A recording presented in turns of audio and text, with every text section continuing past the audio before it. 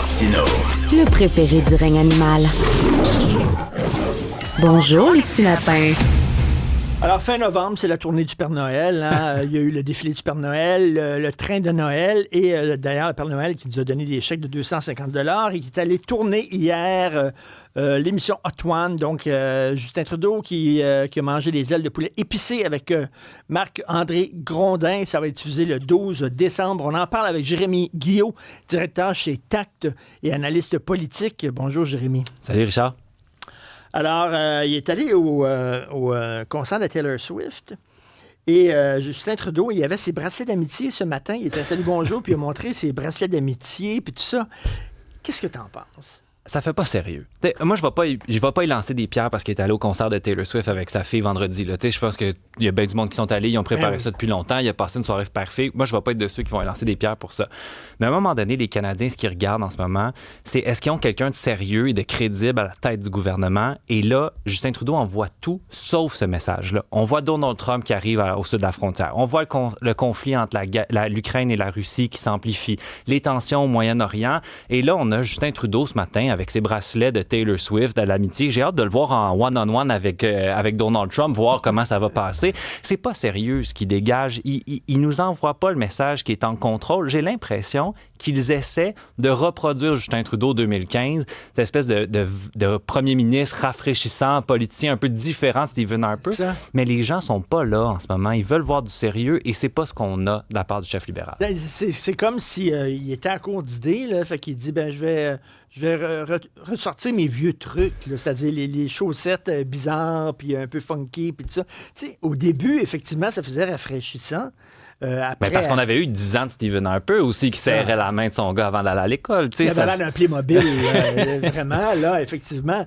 Donc, mais tu sais, c'est comme, là, c'est un peu pathétique quand même. Là. Je peux pas croire qu'il n'y a pas des gens autour de lui en disant, ben là, t'es comme un vieux crooner qui reprend ses vieilles chansons qui ont pogné il y a 35 ans. Puis mais les gens sont je suis cool, là, mais c'est pas ça. C'est un peu, pour défaut d'un meilleur mot, c'est un peu cringe. Ça nous fait grincer des dents un peu.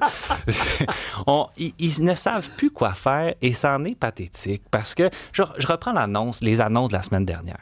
Des congés de taxes. Et là, je lisais le communiqué. J'en ai écrit, moi, des communiqués de presse quand j'étais au gouvernement. J'étais au gouvernement avec le gouvernement libéral à une certaine époque. Et j'en ai écrit des communiqués de presse. Je ne peux pas concevoir comment tu peux écrire sérieusement dans un communiqué de presse que la barbe à papa va être exemptée de taxes fédérales sans partir à rire. Et après ça, pousser le bouchon pour dire que ça va venir aider les gens puis que c'est une bonne mesure politique. Ça n'a aucune vision, ce qu'on a vu dans les derniers jours. Et ça va faire mal à Justin Trudeau. Ils font le pari que ça va mettre Pierre Poilievre dans un coin. Moi, je pense que c'est plutôt un boomerang qui va y venir en plein front. Est-ce que c'est déconnecté du monde? On sent, là, tu le sens, là, comme il y a une colère chez les gens. On est comme, les gens sont à bout, là, ils sont à fleur de peau, là, puis tout ça, là. Puis, tu sais, c'est qu'on n'est pas dans le sourire, puis dans la barbe à papa sans TPS, puis au pays des licornes. Là. Ben, c'est ça. L'ère des voix ensoleillées de Justin Trudeau, c'est terminé, puis les gens sont pas là, on n'est pas là. Et si tu veux réellement aider les gens, il y a plein de solutions qui s'offrent à Justin Trudeau. Il aurait pu bonifier des programmes qu'il a mis en place, comme l'allocation canadienne pour enfants. Il aurait pu dire oui au projet du Bloc québécois qui proposait d'augmenter les pensions pour les personnes de 60 à 65 ans. Et les libéraux ont dit non parce que ça coûtait 3 milliards par année. Mais les chèques puis les congés de taxes qu'ils ont proposés, les libéraux, ça va coûter 6,3 milliards par année. Comme à un moment donné, c'est ça que je dis quand ça manque de sérieux. Il n'y a pas de vision à long terme. On essaie d'aller grappiller des points de sondage à gauche puis à droite.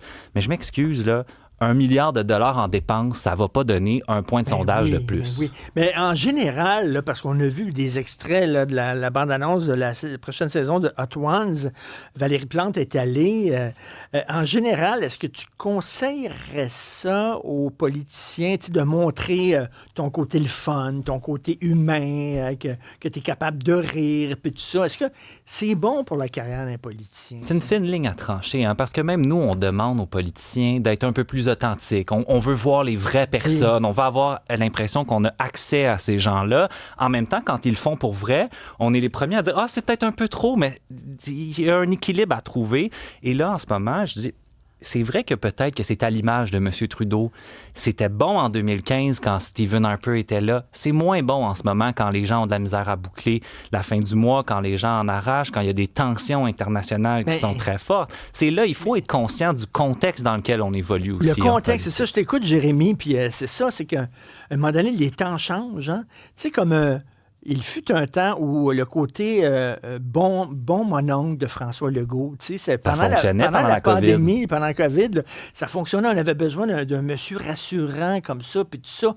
Mais là, tu dis, les temps ont changé, là, change aussi, là, adapte-toi à la nouvelle époque. Là. La théorie de Darwin, c'est bon pour les animaux, c'est bon pour les politiciens aussi. Il faut savoir s'ajuster avec le contexte dans lequel on évolue. Et j'ai l'impression en ce moment que Justin Trudeau a de la misère à s'ajuster à un chef de l'opposition qui, finalement, est capable de lui tenir tête. On le voit, il domine dans les sondages. Et là, son équipe est un peu en mode panique. On essaie de lancer n'importe quoi, n'importe comment, pour essayer de reprendre un peu le contrôle de l'agenda.